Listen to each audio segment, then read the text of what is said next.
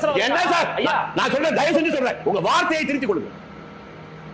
விஜய் இருக்கிற பணத்தை விட ஸ்டாலின் ஒரு குடும்பத்துல பணம் கம்மியா? யாருங்க பண்ண? உலக கோடீஸ்வரன் இருக்காங்களா இல்லையா? துபாய் ஏன் சார் மாசம் போயிட்டு வர்றாரு? சொல்லுங்க துணை மந்திரி, அங்க என்ன இருக்கு சொல்லுங்க. சும்மா பண்ணையார் வார்த்தை ஜாலம் போடாதீங்க.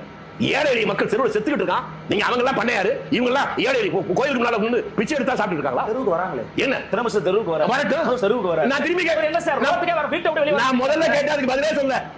ஆட்சியில் இருக்கவங்க வரணும், எதிர்க்கட்சியார் ஏன் வரணும்னு கேட்டுட்டு இருக்கீங்க. இவர் ஏன் துபாய்க்கு அடிக்கடி போனாரு? அதை கேட்ட சொல்லுங்க பதில். அங்க என்ன வச்சுட்டு வந்திருக்காரு? என்ன பாதுகாக்க போறாரு?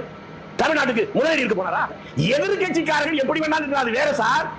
ஆட்சி அதிகாரத்தில் இருக்கிறவர்களுடைய செயல்பாடுகள் தான் பதில் சொல்லணும்.